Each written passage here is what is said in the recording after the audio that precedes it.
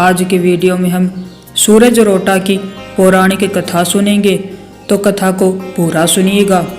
सूरज road का व्रत होली तथा गणगौर के व्रत के बीच आने वाले रविवार को किया जाता है। सूरज रोट के व्रत में सूरज भगवान का पूजन किया जाता है। जो कोई इस सूरज रोटे का व्रत विधि विधान से करता है वह अपने जीवन में सभी सुखों को प्राप्त करता है।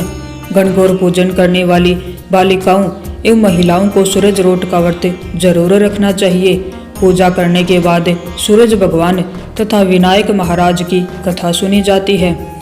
भोजन में जो रोट खाते हैं उसे जूठा नहीं छोड़ते हैं तथा इस दिन नमक का प्रयोग नहीं किया जाता है और व्रत खोलने के लिए सूरज छिपने से पहले भोजन किया जाता है। आइए अब हम सूरज रोटे व्रत की पौराणिक कथा सुनते हैं। किसी गांव में एक माँ और उसकी बेटी दोनों सूरज जी का व्रत किया करती थी। एक बार सूरज जी के व्रत वाले दिन माँ ने बेटी से कहा, मैं पानी लेने जा रही हूँ, तू 2 रोट बना करके रख लेना, एक छोटा और एक बड़ा रोट बनाना जो हम पूरा खा सकें, क्योंकि रोट को जूठा नहीं छोड़ते। रोट के आटे में नमक मत डालना, यह अलूना होता है। माँ पानी भरने चली गई और बेटी रोट बनाने लगी। तभी सूरज भगवान एक साधु बाबा का वेश बनाकर वहां आए और भिक्षा मांगने लगे।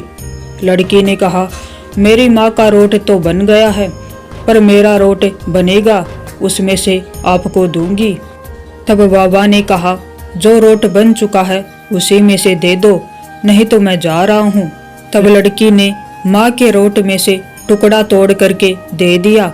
जब माँ वापस आई तो बहुत नाराज हुई और बोली, दिए बाई दिए दे, रोटा मायली कोर दे, महारो दे पण सारो दे।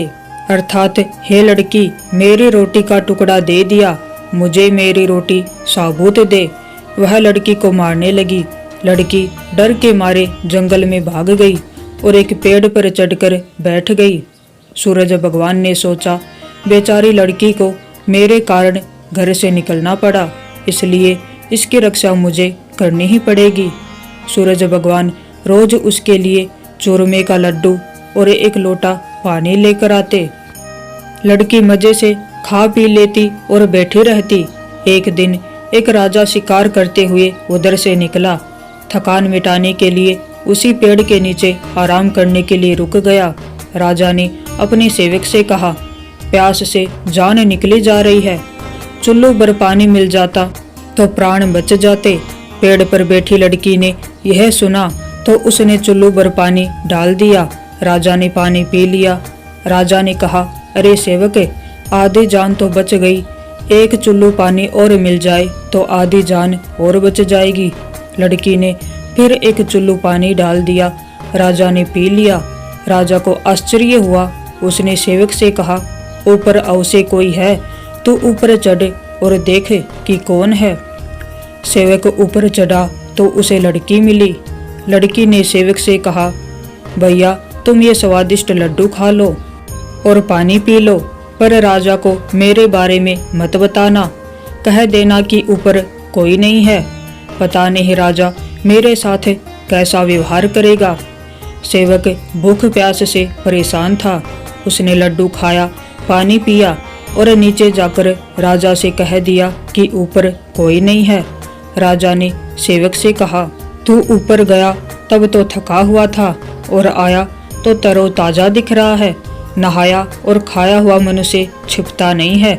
मुझे संशय हो रहा है, मैं खुद ऊपर जाकर देखता हूँ। राजा पेड़ पर चढ़ा। वहाँ सुंदर सी ब्राह्मण कन्या को पाया। राजा ने कहा, डरो नहीं, तुम बहुत सुंदर हो, तुम मेरे साथ चलो, मैं तुमसे विवाह करना चाहता हूँ। लड़की राजा के साथ चली गई। राजा ने उसके साथ विवाह कर लिया। साल भर में ही उसने एक सुंदर बालक को जन्म दिया। उसकी अन्य रानियां, उसकी देवरानी, जेठानी आदि उसकी और उसके पुत्र की सुंदरता से जलने लगी थी।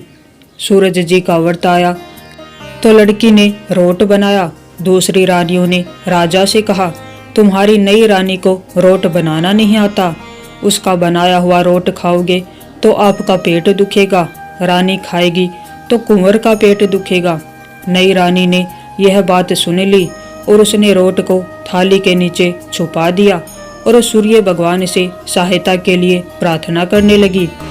राजा ने जब पूछा कि थाली के नीचे क्या है, तो उसने कहा कि मेरे गरीब पीहर से आया हुआ उपहार है। राजा ने थाली उठाई तो देखा कि उसके नीचे सोने का चक्र था। राजा ने कहा, वह गरीब पीहर वालों का ऐसा उपहार। नई रानी चुप रही। एक दिन रानी खिड़की में खड़ी थी, तभी उसे उसकी माँ दिखाई दी, जो दरिद्र अवस्था में छाजली बेच रही थी। उसने सोचा, माँ को यहाँ बुला ले तो यहाँ आराम से रह लेगी। इतने नौकर चाकरों में वह भी कुछ काम कर लेगी और किसी को पता भी नहीं चलेगा। उसने माँ को बुलवाया।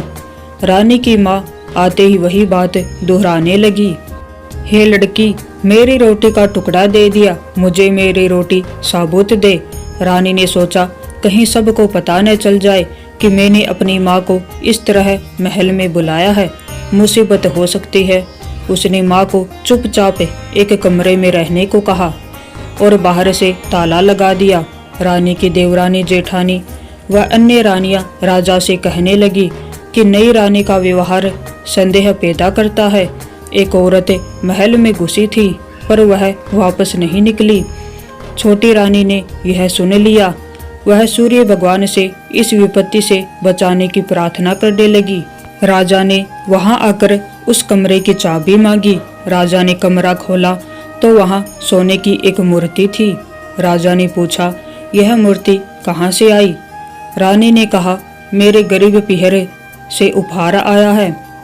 राजा ने कहा, तुम्हारे गरीब पीहर में इतने कीमती उपहार कहाँ से आते हैं?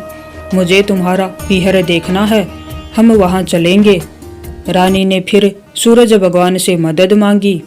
सूरज भगवान ने कहा कि मैं 1.25 पीहर की व्यवस्था तो कर दूंगा, लेकिन फिर मुझे नगर में उजाला करने जाना होगा।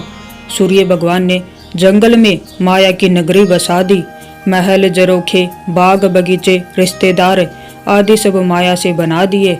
महल की रसोई में कई प्रकार के व्यंजन बन रहे थे।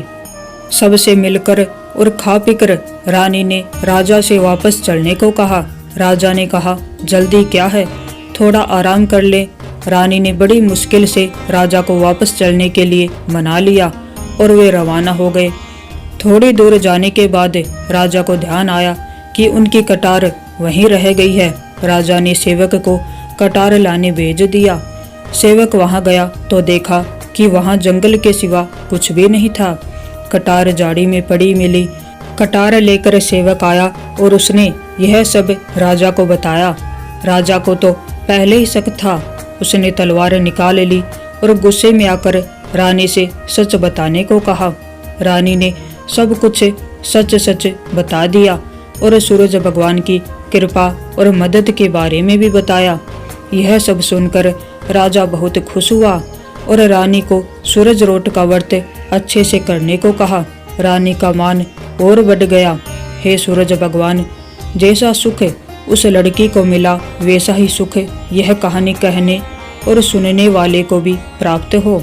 तो ये थी सूरज रोटे की पौराणिक कथा। अगर आपको कथा अच्छी लगी हो